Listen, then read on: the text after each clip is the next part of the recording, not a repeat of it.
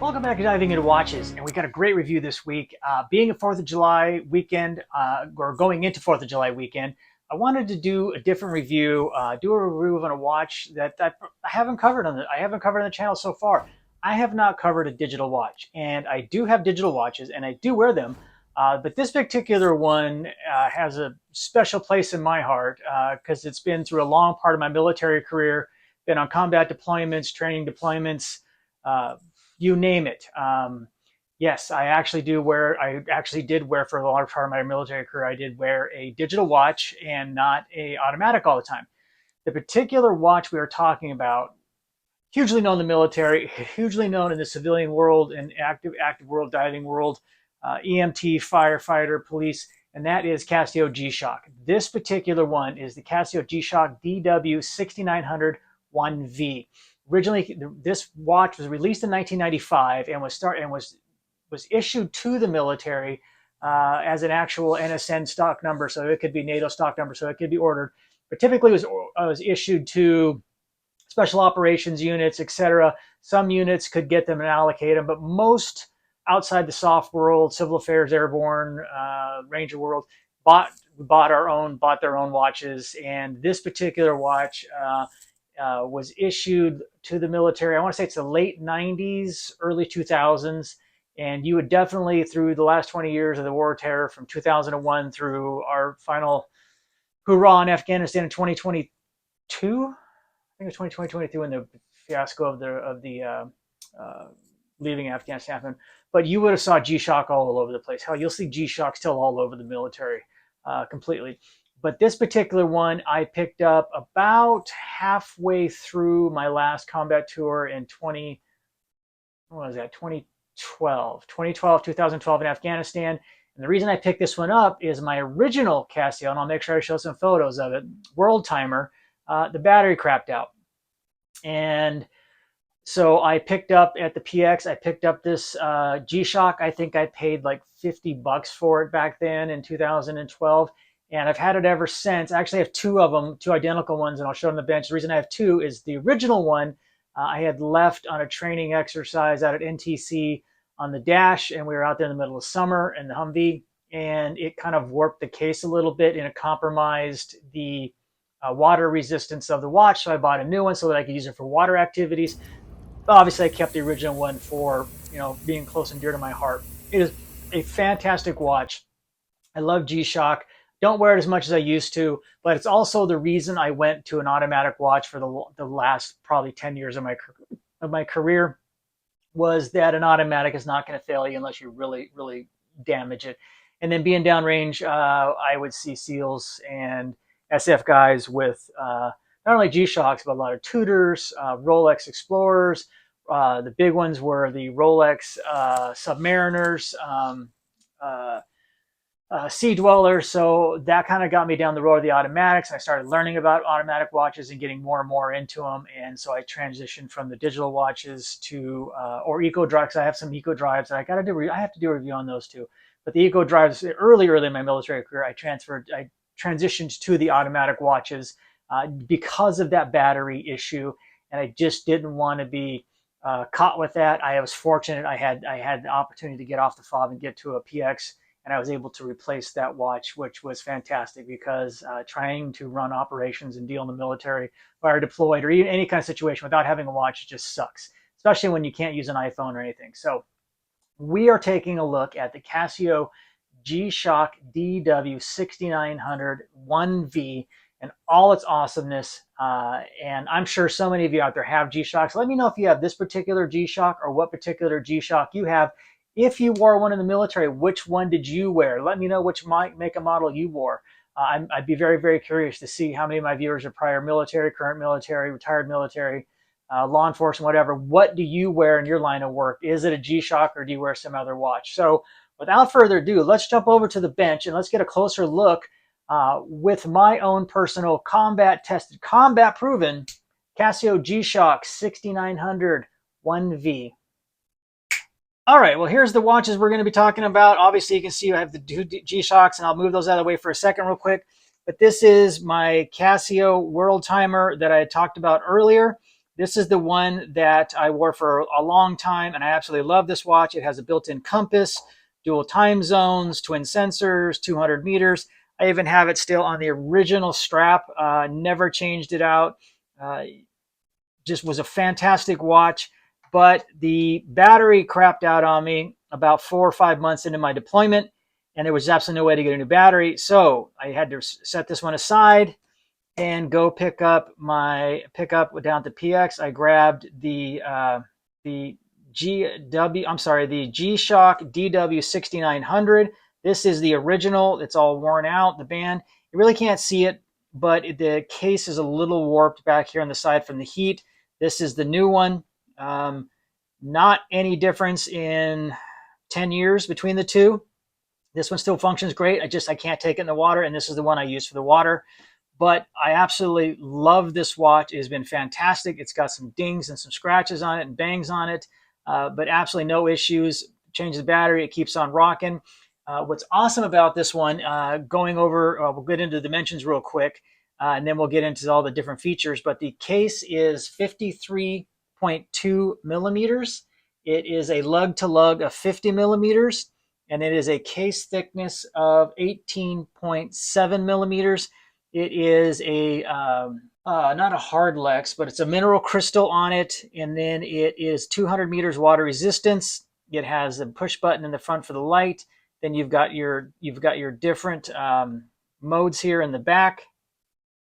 You got your adjust. There we go. That was auto-focusing. So you've got your different. So you have your different modes. This is what the modes you click through to get to the different functions of the watch. Taking a closer look at the watch, I had to switch over to my new one because I just realized that when I was trying to go through the modes, it's not going through the modes. So there's definitely something wrong with this watch. It's a bummer, but I'm going to have to take a look. Well, adjust is working. Okay, so that's good. So it's the mode button that's not working. So taking a closer look at the new one, which is exactly the same as the other one, you got your mode, which is going to scroll you through the different modes, alarm, countdown timer, elapsed timer, and then back to your date. You can adjust it. You got your splits and resets, and then your start and stop for your timer. And then you have the countdown. They call it the triple. What the hell do they call it? They call it the triple countdown. So you've got seconds. Then you've got tenths of seconds. It goes tenths of seconds, seconds, and then minutes. So it's just kind of a cool little feature. I really liked it. The other key things you have about this watch is all the multi-functions of it. It's stopwatch, alarm, hourly chime. The calendar goes up to $20.99, so it's definitely going to outdo it. And then you have the 12-hour and the 24-hour format. And then it also has an accuracy of plus or minus 15 seconds a day. There's not a whole lot you can say about G-Shocks. They are just as durable and rough and tough as capable as possible. I'll turn on the light a second just so you can see the light. Obviously, we're not going to put on the timer because it's digital. But looking on the case back, you got 4 screws. And when you take these 4 screws off, there's a seal that goes around in here, which helps seal the watch off really, really well. Really, the only thing you probably ever need to do when you change out the battery, just to make sure you don't mess up that seal. And then the watch itself inside sits in kind of a shock absorber type case to help deal with all the shock and bang it gets. And then it also has the resin/rubber case to also protect it.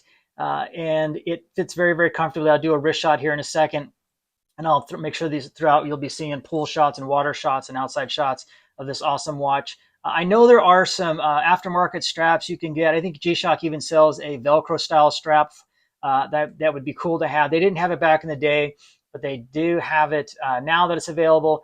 And this has just turned out to be a really, really awesome watch. These do not get inadvertently pushed at all. You have screw-ins for the strap. And then your strap is your basic just plastic strap. It will mold to your wrist over time and be comfortable to it. So let's go ahead and pull this off. We'll get a wrist shot, we'll get a light shot, and then we'll go back over to the studio and give my final thoughts on the G-Shock 6900-1V. But before we do that, quick wristwatch check.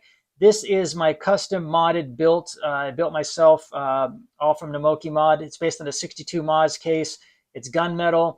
and then it's got a green Seiko Marine Master dial in it, and then all gunmetal casing, obviously an NH35 movement in it, and it is absolutely. And then I have it on a Moki mod FKM rubber strap, and this thing is just absolutely so cool.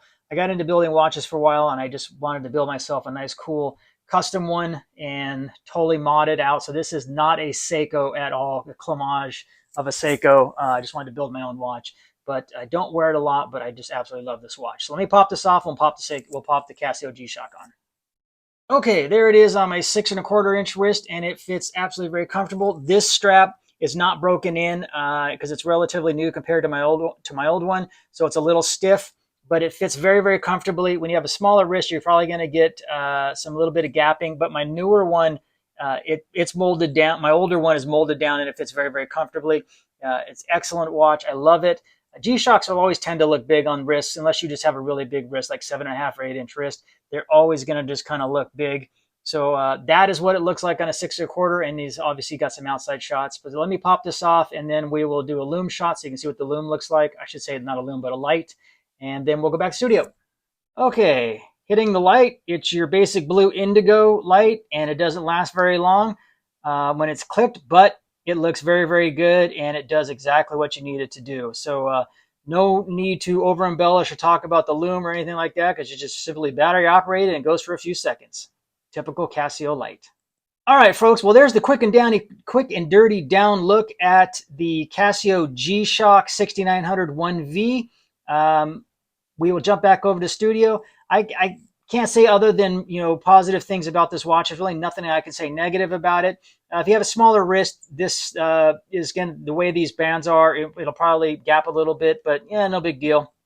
But again, such a fantastic watch. Issued to the military. I think this one, or maybe there's a newer version that's now issued to the SOF community and the special operations communities and the different units, or the different branches. I don't know if they're still issuing this particular one because I've been retired since 2022, so I don't know what they're issuing now.